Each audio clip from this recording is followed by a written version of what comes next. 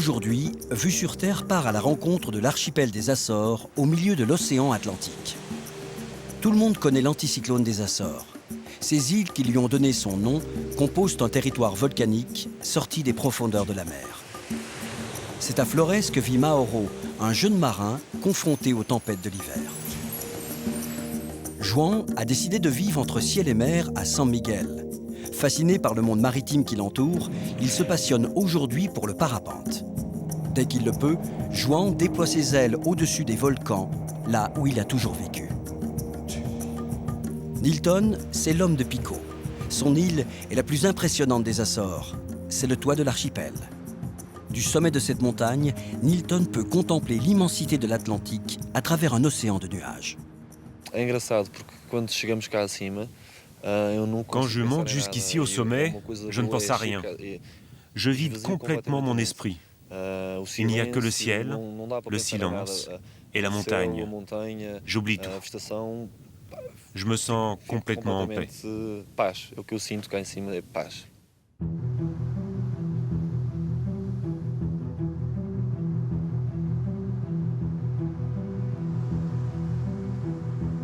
Ce sont des îles dont on connaît le nom, mais que peu de gens savent situer sur une carte du monde.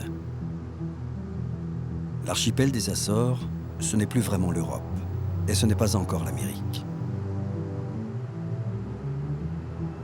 Cet archipel portugais, isolé des continents, est constitué de 9 îles, perdues au milieu de l'Atlantique.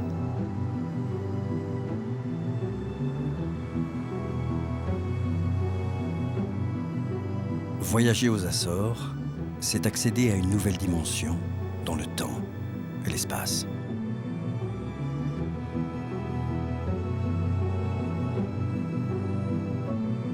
Les îles ont une histoire géologique complexe. Chacune d'entre elles témoigne d'une incroyable activité tellurique débutée il y a des millions d'années.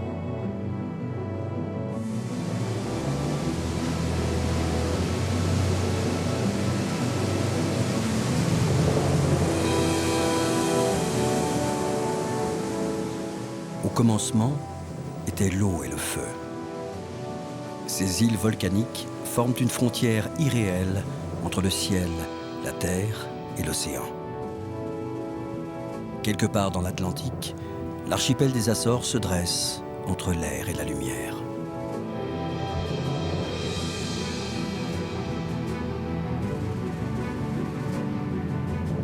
À l'extrême ouest de l'archipel, Flores et Corvo sont les plus petites îles des Açores. Elles sont aussi les plus isolées. Pendant des siècles, elles sont restées à l'écart du monde. Mauro est le capitaine du Santa Iria, le bateau qui relie ces deux îles occidentales. Son petit caboteur est un lien vital pour les habitants de Corvo. Entre les îles, les marchandises transitent par la mer. Mauro est né dans une famille de marins. Il y a plus de 60 ans, son grand-père faisait déjà le même métier entre Corvo et Flores.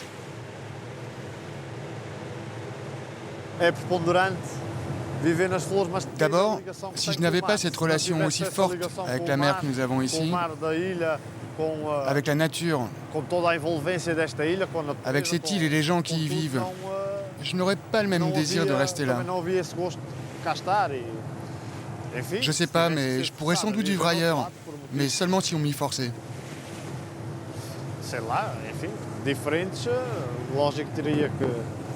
Ailleurs, je m'adapterai, mais je ne partirai pas d'ici de mon propre chef.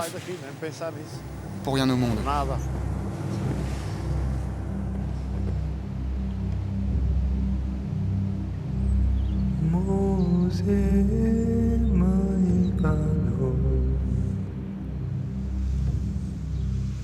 L'histoire de la découverte de ces îles demeure mystérieuse. Des bouts de terre, baptisés Atlantis, apparaissent sur de très anciennes cartes marines, mais l'histoire retient que les Açores sont découvertes en 1427 par Diego de Silves, un navigateur portugais parti à la recherche du Nouveau Monde.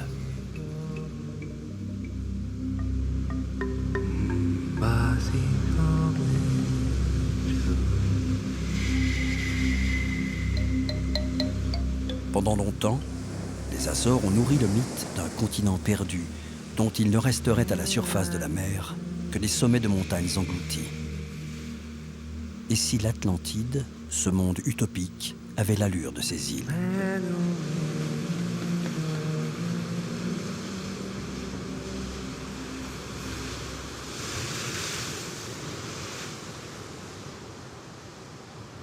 C'est ici qu'est situé le fameux anticyclone des Açores. Cette zone de haute pression atmosphérique conditionne la météorologie de toute l'Europe. En hiver, les habitants des Açores sont aux premières loges du spectacle climatique. La mer et la nature offrent ce qu'elles ont de plus violent. L'île de Florès est un poste avancé face aux tempêtes de l'Atlantique. Affrontant les assauts de la mer, les ports de l'île n'offrent quasiment aucune protection. Tous les bateaux sont à terre, à l'abri. Tous, sauf un, le Santa Iria.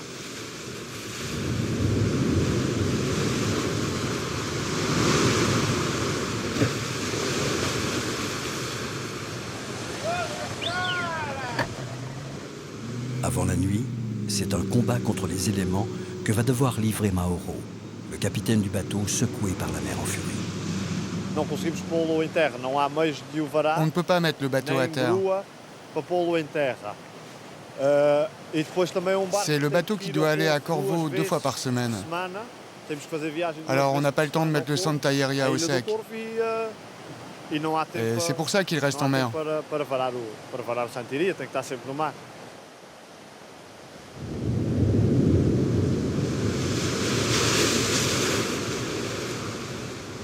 La mission du Santa Iria est d'assurer le ravitaillement en vivres des familles de Corvo. Ce qui est une formalité par beau temps devient une entreprise périlleuse dans ces conditions.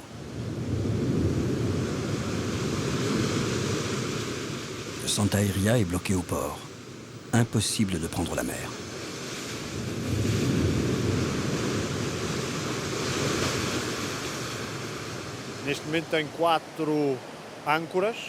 J'ai mis 4 ancres sur le bateau. 6 ou 7 amarres à l'avant. Et il y en a 2 autres à la poupe à l'arrière d'un côté. Et 2 supplémentaires de l'autre côté. Parce que la mer vient de face dans l'axe du port.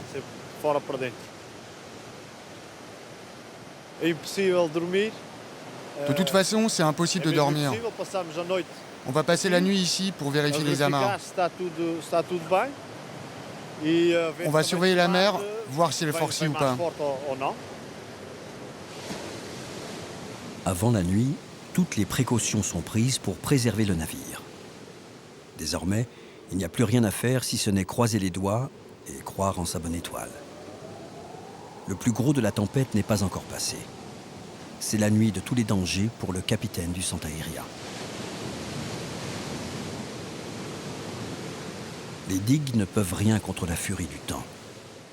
La mer déchaînée semble vouloir engloutir Santa Cruz, le village principal de Florès.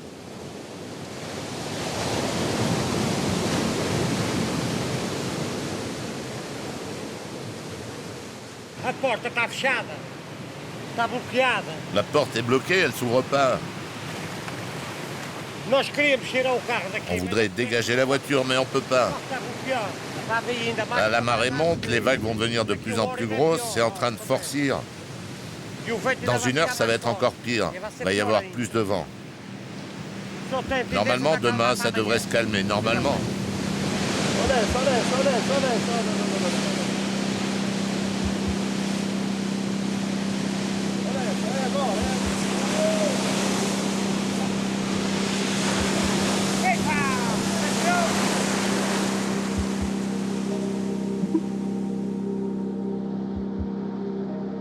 Les îles des Açores s'exposent aux 4 vents des tempêtes. Au milieu de l'Atlantique, il n'y a aucun obstacle pour stopper la houle et les vagues. Tout au long de l'hiver, les dépressions naissent le long des côtes américaines et balaient l'archipel. Cette course du temps se termine dans le ciel de l'Europe. Il faut environ 4 ou 5 jours à une tempête pour traverser l'Atlantique d'ouest en est. Depuis la nuit des temps, les Açores sont au cœur de ce phénomène météorologique.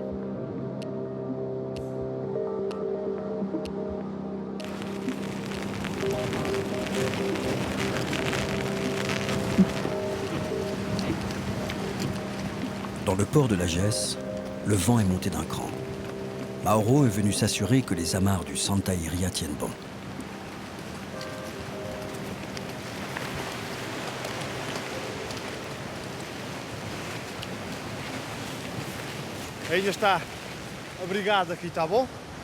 On est abrité pour l'instant, parce que le vent vient du sud-est. C'est vraiment mauvais.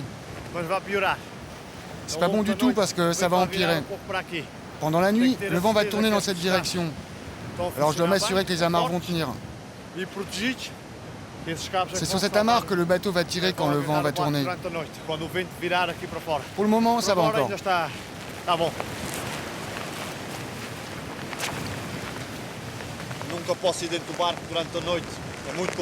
Je peux pas aller sur le bateau quand il fait nuit, c'est très dangereux. Ici aussi, c'est dangereux. Cette nuit, les vagues risquent d'être plus grosses. La seule chose que je peux faire, c'est de rester attentif, en veille. C'est tout.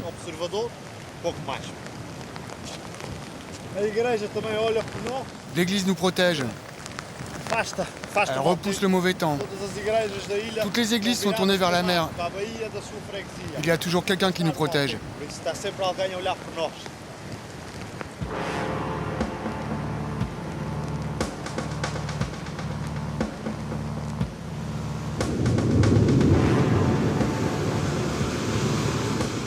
Durant la nuit, un déluge de vent et de pluie va s'abattre sur l'île.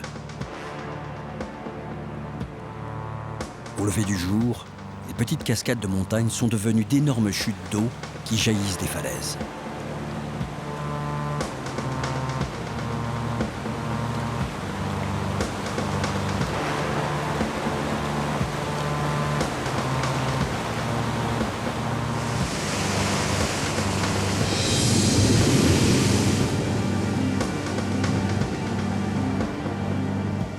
Secouée par la violence de la nature, Flores endure la pire tempête de l'hiver.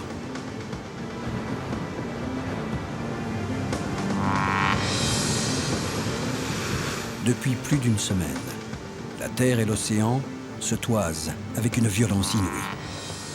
Il n'y a plus de ciel, ni de mer.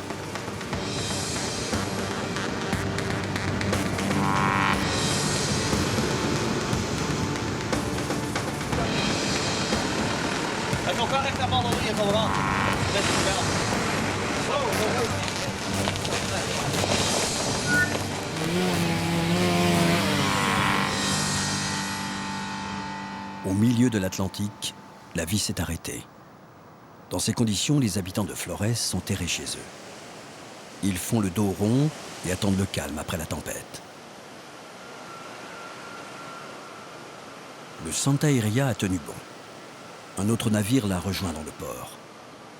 Le Setsidach est en escale pour quelques heures. C'est le plus gros cargo des Açores. Il assure l'acheminement des marchandises entre les 9 îles de l'archipel.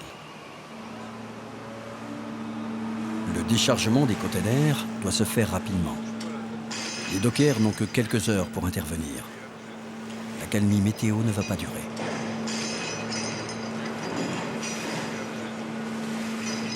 Après des jours d'attente, l'équipage s'active sur le pont du Santa Iria.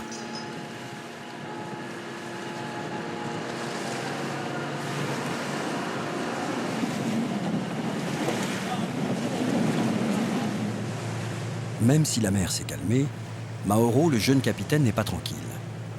La tempête a formé une longue houle. Dans ces conditions, la manœuvre d'approche dans le port de Corvo peut s'avérer dangereuse.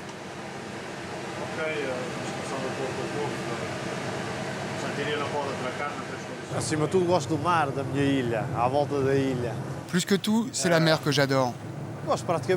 J'aime tout sur cette île. Sa tranquillité, les gens, ma famille, c'est paisible. Tout me plaît dans le fait de vivre à Flores. C'est un bon endroit pour vivre. Je n'irai pas ailleurs. Aux Açores, les hommes sont habitués aux tempêtes auxquelles tout le monde apprend à se soumettre. Ici, personne ne négocie avec la mer. Cet hiver, l'île de Corvo est restée coupée du monde durant 20 jours.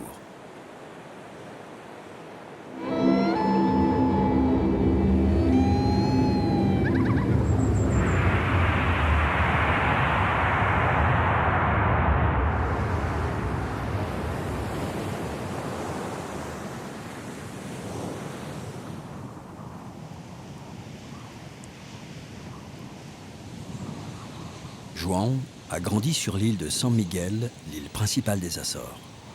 De son enfance passée sur les bateaux d'un grand-père marin-pêcheur, il a gardé un amour immodéré de l'océan. C'est simple. Je suis d'une famille de marins.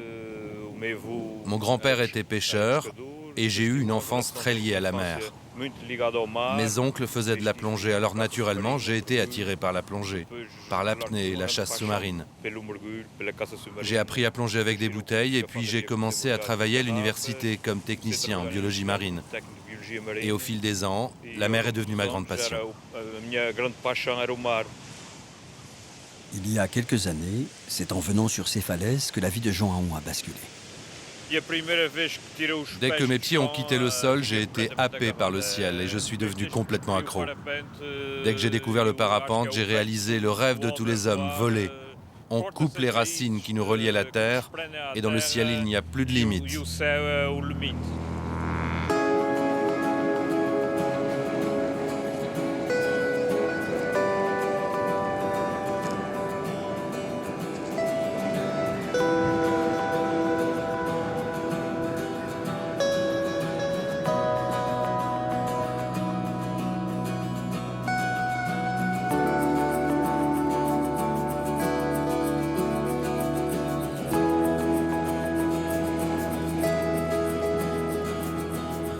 Voler.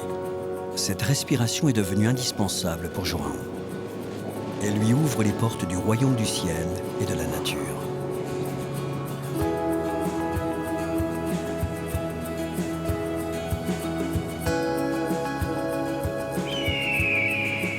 L'épervier est le symbole de ces terres marines. C'est d'ailleurs le nombre impressionnant de ces oiseaux, appelés Açores par les migrants, qui a donné son nom à l'archipel.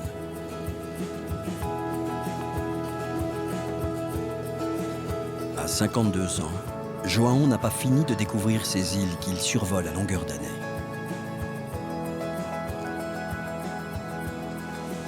Le ciel, la terre et la mer. Les Açoriens vivent au cœur d'un monde qu'ils protègent et qu'ils respectent.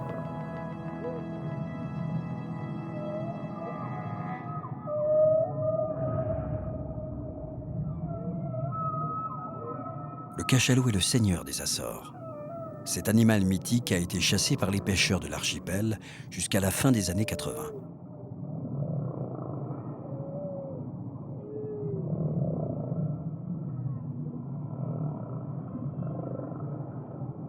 Les Açores vivent toujours au rythme des migrations des cétacés. Toute l'année, les baleines croisent dans les eaux de l'archipel au milieu de l'Atlantique. Chaque île est un sanctuaire sous-marin.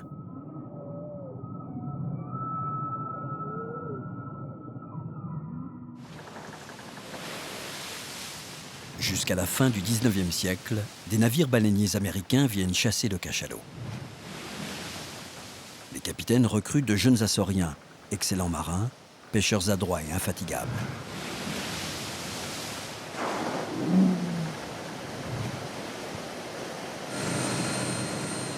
Aux Açores, on ne chasse plus la baleine depuis longtemps. C'est le thon, la bonite, qui a permis aux pêcheurs de se reconvertir après la grande époque baleinière. Depuis que les hommes vivent sur ces îles, l'océan est un garde-manger. Les pêcheurs s'amusent à dire que le premier venu est capable d'attraper tous les poissons dont il rêve. La pêche est toujours pratiquée de façon artisanale, à la canne. Au XXe siècle, après le départ des navires américains, les Açoriens chassent la baleine au harpon et à la rame.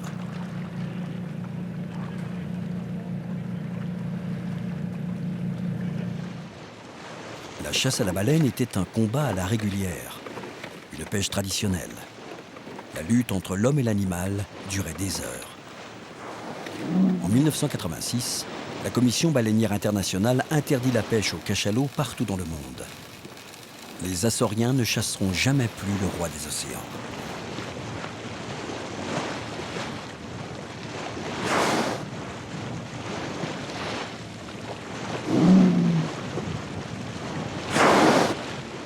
Ces images du passé appartiennent à l'histoire des Açores.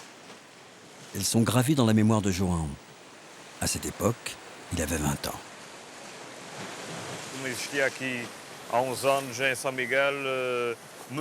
Il y a des années, ici à San Miguel, lors des chasses à la baleine, il y avait du sang dans l'eau. Tout le sang et les restes des cétacés coulaient sur la cale et repartaient à la mer. Avec le courant, le sang formait un couloir et attirait les grands requins blancs.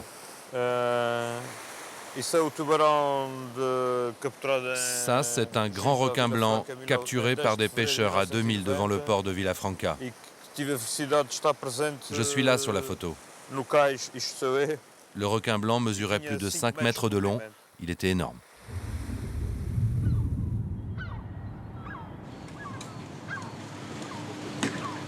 Après 12 heures de mer, les pêcheurs de San Miguel sont de retour au port. Pour ces hommes, c'est une des dernières marées de l'année. La pêche a été plutôt bonne. La saison de la bonite se termine dans l'Atlantique.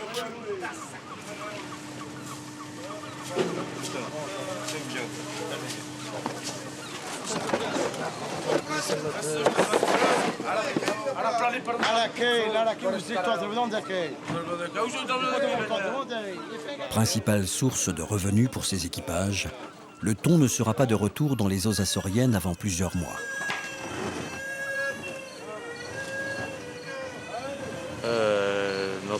Nous, les Açoriens, on a un rapport fort avec la mer, comme tous les Portugais. C'est un héritage génétique qui se transmet de génération en génération chez les pêcheurs et les navigateurs. Nous sommes des gens de mer.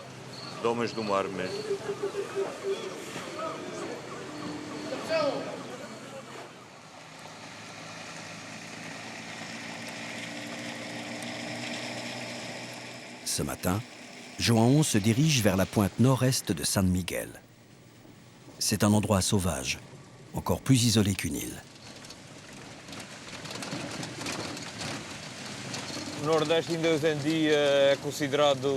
Nord-Est est toujours considéré comme la 10e île des Açores. Les gens ici me rappellent mon enfance et le village de mes grands-parents. C'était un village où on pouvait laisser les clés sur la porte.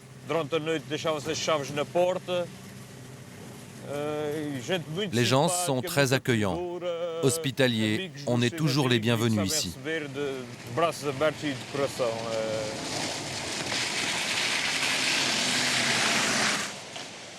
Dès que les conditions de vent le permettent, João prend son parapente et le chemin des airs. Il a prévu de passer plusieurs jours ici, à la pointe de Nord-Est. C'est un décor époustouflant dans un endroit hors du temps. Ce petit village, une succession anarchique de cabanons, fait le bonheur simple des familles de la région de Nord-Est. O peixe está a morder ou como é? A pescaria. Está a dar aí com esse tempo todo. Então, boa tarde. Le cabanon de son ami José est un camp de base idéal pour João.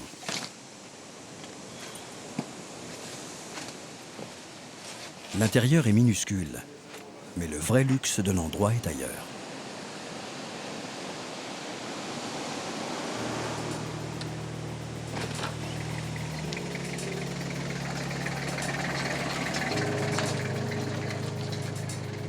Le phare de Arnel est un phare du bout du monde. 2 gardiens vivent ici en permanence. Torre. Tudo bem, jovem? Vais cá assim, mas veja o salto. Vou tentar. Vais tentar. Mas aí a meteorologia, o que é que dizes? O que é que achas disso, hein? Sim, praticamente nenhum. A gente vai ver então ali a meteorologia. Aujourd'hui, le temps n'est pas favorable pour le parapente. Mais une fenêtre météo peut s'ouvrir en quelques heures. Au milieu de l'Atlantique, les 4 saisons défilent parfois dans une même journée. Vento leste, força 0.2, tempo presente, nebulosidade, céu cerrado, visibilidade fraca, ondulação de 1,5 m. Há locais tanto na ilha de São Miguel como nas outras ilhas. Comme dans d'autres îles des Açores à San Miguel, il y a des endroits où on a le sentiment d'être loin de la civilisation. Parce qu'il y a le silence surtout. Il y a peu de monde. Et il y a de vrais petits paradis disséminés un peu partout dans les Açores.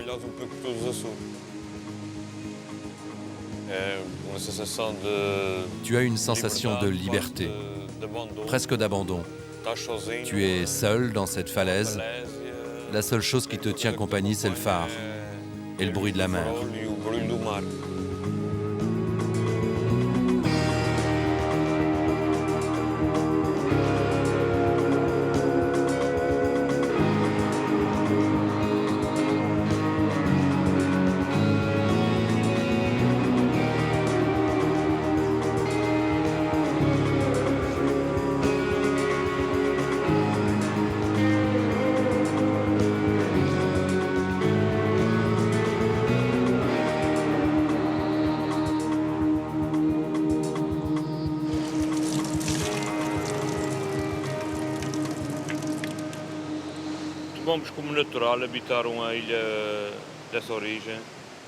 Pour nous, c'est naturel de vivre ici.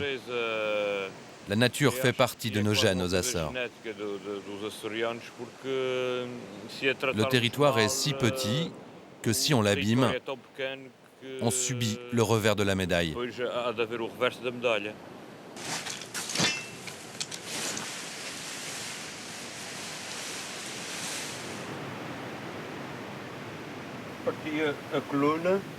Je me suis cassé la colonne vertébrale. J'ai eu 6 fractures sur une seule vertèbre. On a dû me prendre un os d'ici pour le mettre là. J'ai dû être opéré de la rate. Je me suis aussi ouvert le crâne.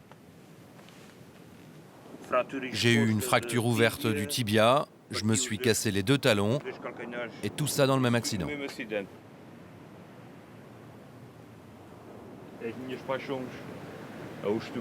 Voici mes passions. Les requins, le tour du monde que j'ai fait en bateau en passant par la Polynésie, et ça c'est mon ange gardien pour le parapente. Il y a encore de la place pour la suite.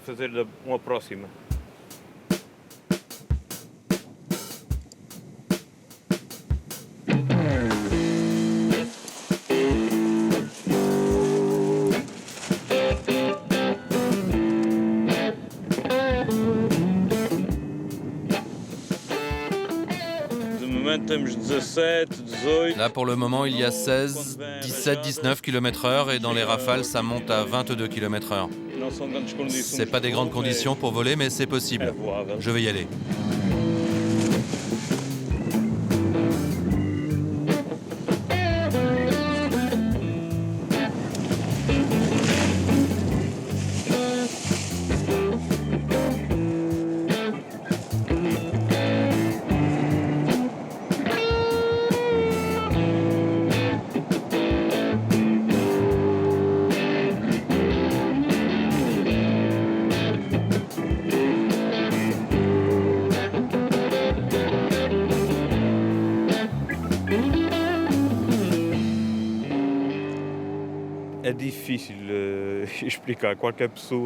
À tous ceux qui pratiquent le vol, on demande souvent ce qu'ils ressentent.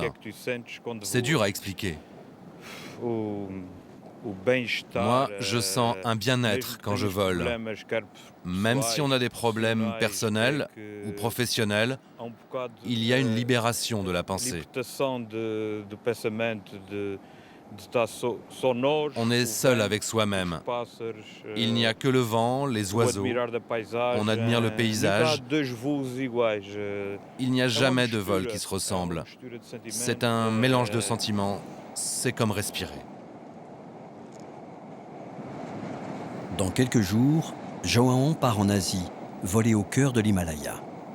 Après un tour du monde en bateau, c'est un autre rêve qu'il réalise, déployer ses ailes sur le toit du monde.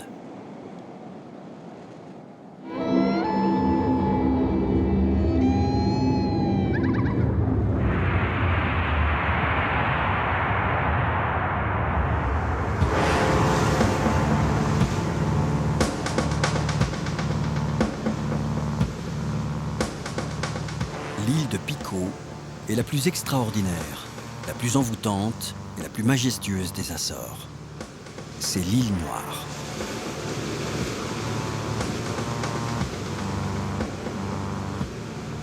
Ses falaises sont bordées d'immenses champs de lave. Aiguisées comme des lames, les pointes de roches basaltiques se jettent dans l'océan.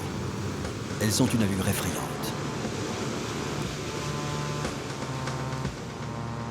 Comme beaucoup de jeunes de l'archipel, Nilton aurait pu se laisser éblouir par les lumières de Lisbonne.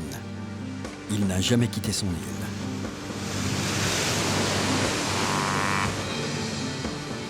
Nilton est resté proche de la nature.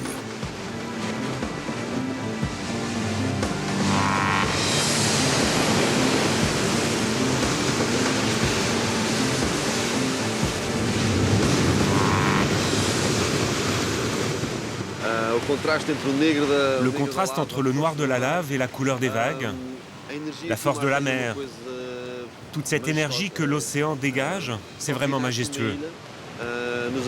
Il n'y a qu'un insulaire pour comprendre à quel point la mer peut nous manquer quand on est loin d'elle. Et nous, les Açoriens, nous sommes des insulaires.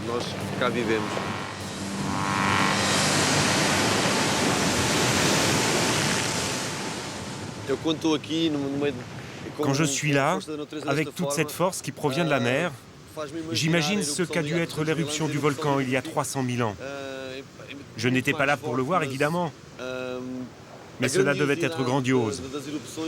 Un volcan qui sort de l'eau, ça devait être fantastique.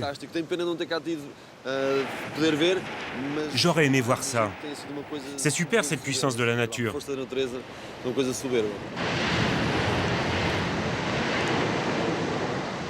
L'île de Pico se situe aux confins des plaques tectoniques eurasiennes, américaines et africaines.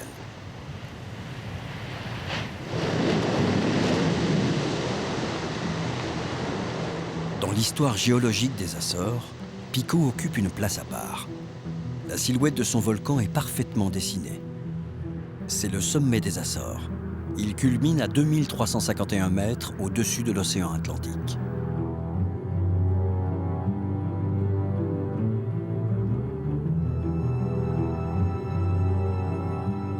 Pico est une frontière fantastique entre le ciel et la mer. Dans ce paysage de pierres volcaniques et de lave à perte de vue, l'île de Pico garde bien des secrets. C'est la terre la plus jeune de l'archipel. Elle est apparue il y a 300 000 ans.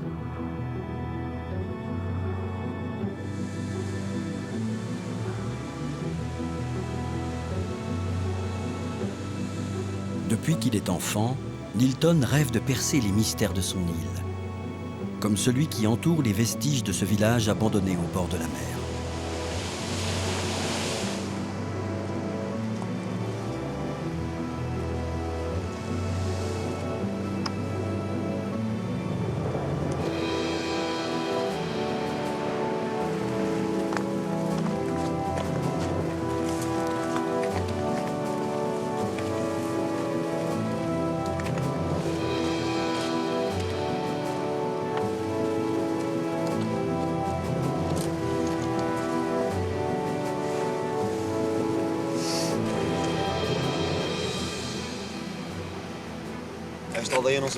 On ne connaît pas très bien l'histoire de ce hameau, mais on sait que c'est un des premiers villages de l'île, qu'il a été abandonné il y a quelques années, mais on ne sait pas très bien pour quelle raison.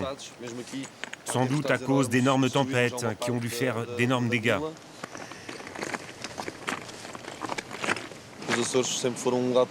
Les Açores ont toujours été pauvres. Personne ne voulait travailler la pierre. Quand quelqu'un venait ici, c'était vraiment par nécessité. Si les gens restaient, c'est que les Açores ont une énergie particulière. C'est pour cela, moi, que je ne suis pas parti. Et franchement,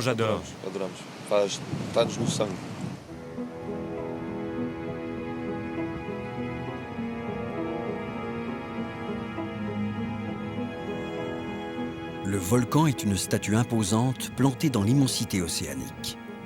En mer, les navigateurs peuvent l'apercevoir à des dizaines de kilomètres.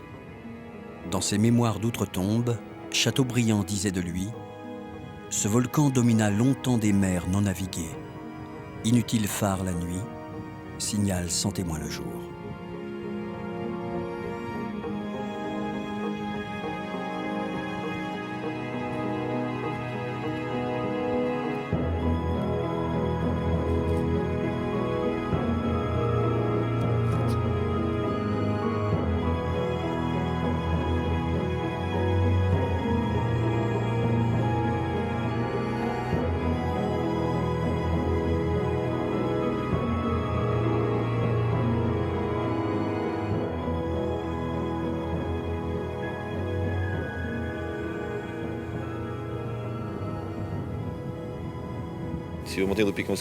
La montagne de Pico est un endroit unique. Elle a une énergie très forte.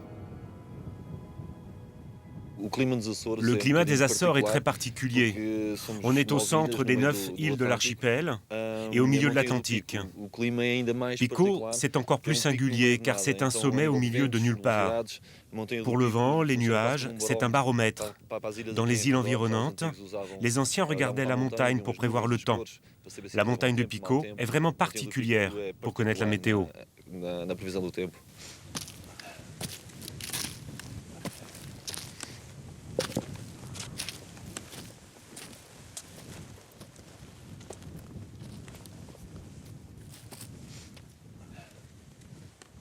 Pour mesurer toute la beauté de l'île, il faut prendre le temps de gravir la montagne et cheminer au-delà des nuages. Aujourd'hui, c'est parfait. Je préfère monter quand c'est comme ça. Sous le soleil, c'est trop chaud. Là, avec les nuages, on se croirait dans un film d'Hitchcock. Selon les conditions atmosphériques qui peuvent être très dures, il faut être très bien préparé pour supporter le vent, le froid, la pluie. Bien que ce ne soit pas très haut, les conditions peuvent être identiques à celles de la haute montagne. Pico est une terre d'aventure. L'ascension peut être risquée. Les nuages et le brouillard s'installent en quelques minutes et rendent impossible toute progression vers le sommet.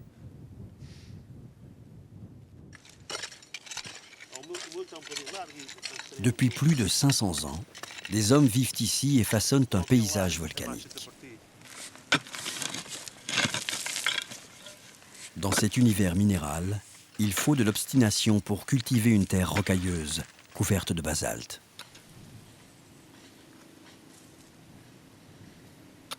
Les hommes de Pico sont réputés pour être des hommes très forts qui travaillent la pierre. L'histoire de Pico, c'est une histoire de pierre. Les maisons sont en pierre, les routes, les vignes aussi. C'est une histoire de pierre ici. Travailler la pierre.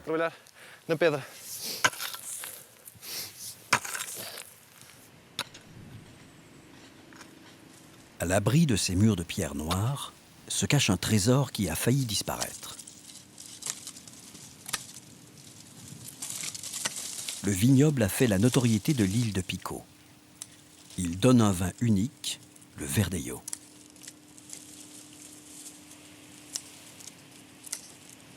Autrefois, grâce aux routes maritimes transatlantiques, le vin de l'île se retrouvait sur les bonnes tables des États-Unis, d'Europe et de Russie.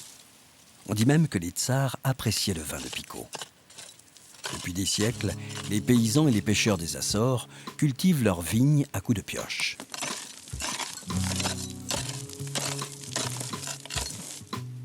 George, l'oncle de Nilton, vient d'hériter d'un hectare de parcelles abandonnées.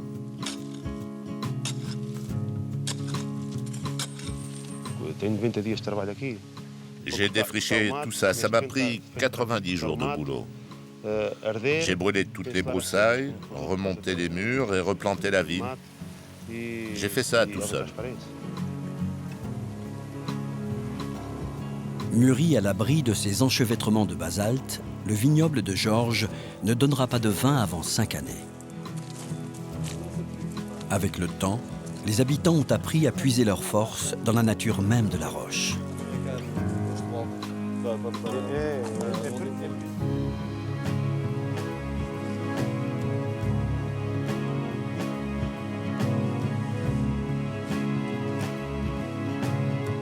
Il y a quelques années, le vignoble de Pico a été classé au patrimoine mondial de l'humanité. Ce labyrinthe de murs continuera à protéger ses cépages des violentes tempêtes hivernales.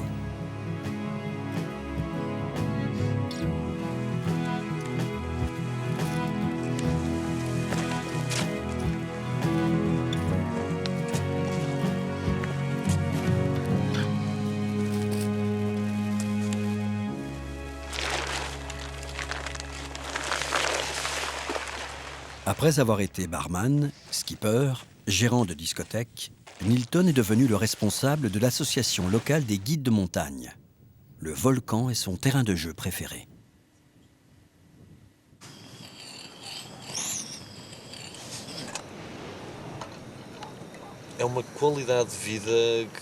Il y a une qualité de vie qui pour moi a du sens. C'est calme, c'est la tranquillité, la nature, la pluie, la mer. C'est quelque chose qu'aucun argent ne peut payer. On ne fait qu'un avec l'île, la montagne, la nature.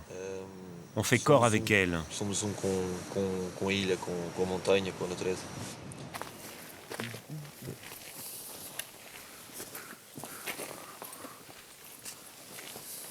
La passion de Nilton pour la montagne lui permet de voir le monde autrement et d'explorer aussi de nouveaux territoires.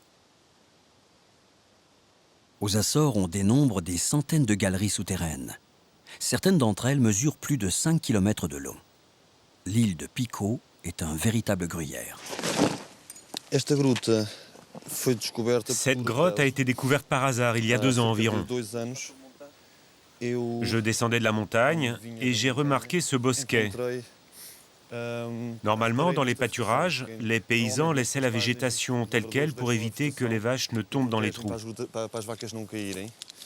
Je suis venu une fois avec Walter et on a commencé à explorer la grotte. Elle est plutôt sympa. Juste à côté, il y a une autre entrée. On est descendu par là la première fois. Et on s'est rendu compte que la grotte était énorme.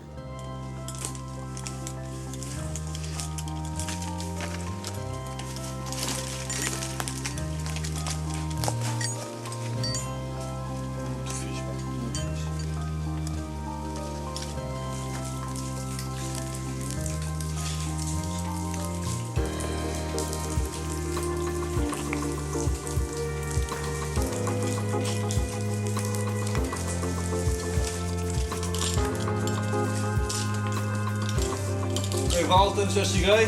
Vou só tirar o equipamento e já podes descer. C'est la 2e fois que Nilton et son ami Walter pénètrent dans cette grotte. C'est une ancienne coulée de lave. À Pico, de nouvelles cavités souterraines sont ainsi découvertes chaque année. Dans la profondeur des ténèbres commence un autre univers de rêve et de silence.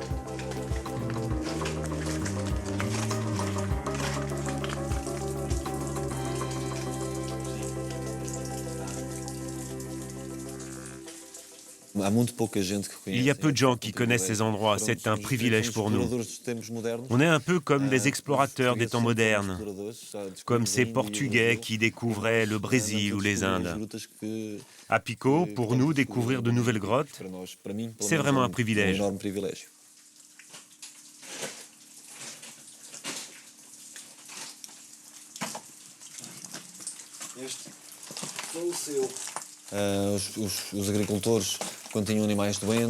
Les paysans, quand ils avaient des animaux vieux ou malades, ils les jetaient dans les grottes, car c'est très difficile de creuser des trous sur l'île. Le sol est très dur. Et aujourd'hui, quand on descend ici pour faire de la cartographie, on découvre des os comme ça de vaches, de chiens, de cochons. Attends, je vais voir s'il y a un passage par là. Où ça se termine.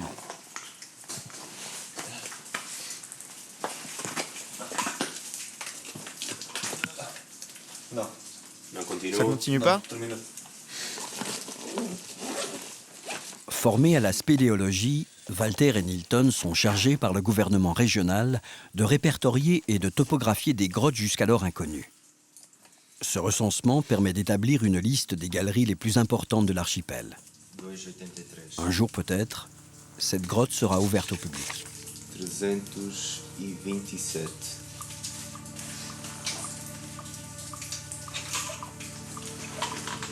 Aux Açores, les volcans et les hommes ont un destin commun.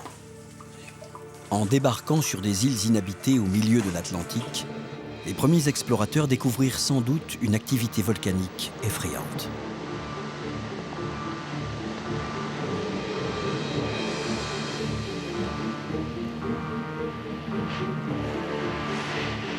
Au fil des siècles, l'archipel est né d'innombrables éruptions et tremblements de terre sous-marins.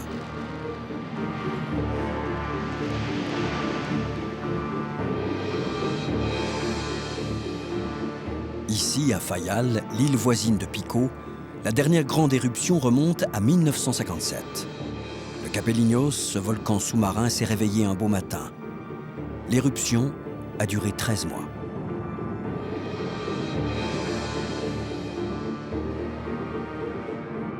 Cette île de sable et de pierre a jailli de l'océan. En 1957, le volcan Capeliños bouleverse un paysage millénaire. L'éruption a détruit un village de pêcheurs dont il ne reste plus que le phare.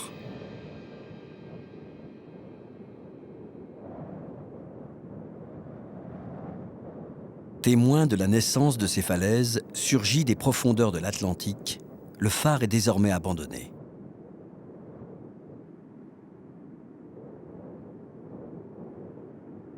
Aujourd'hui, sous l'effet du vent et des vagues, le volcan Capeliños change de visage. L'érosion le fera peut-être disparaître un jour.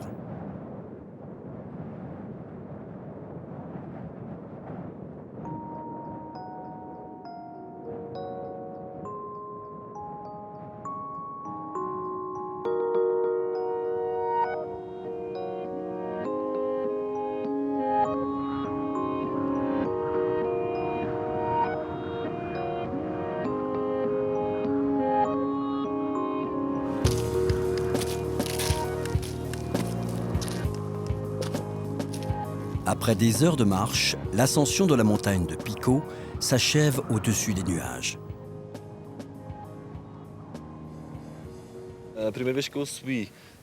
Comme tous les gens de Pico, la première fois que je suis monté, c'était avec quelqu'un de la famille, avec un cousin. C'était une nuit extraordinaire.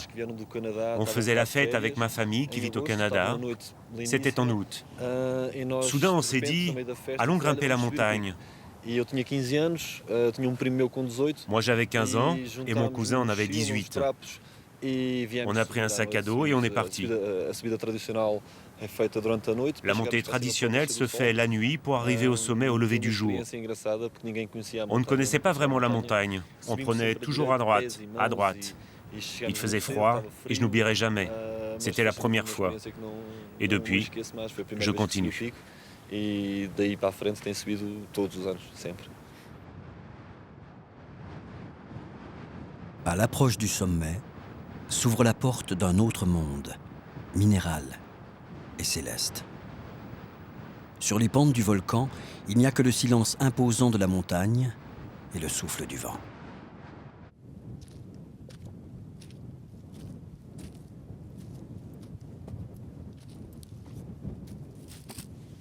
Voilà pourquoi la montagne de Pico est impressionnante. À cette altitude, le ciel et la mer se mélangent.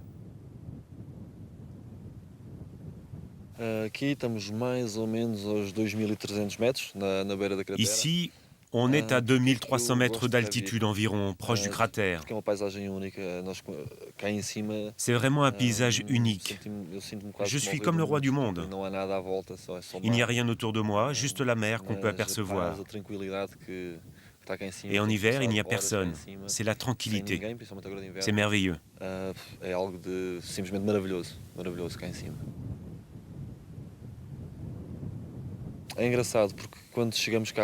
Quand je monte jusqu'ici au sommet, je ne pense à rien. Je vide complètement mon esprit. Il n'y a que le ciel, le silence et la montagne. J'oublie tout. Je me sens complètement en paix.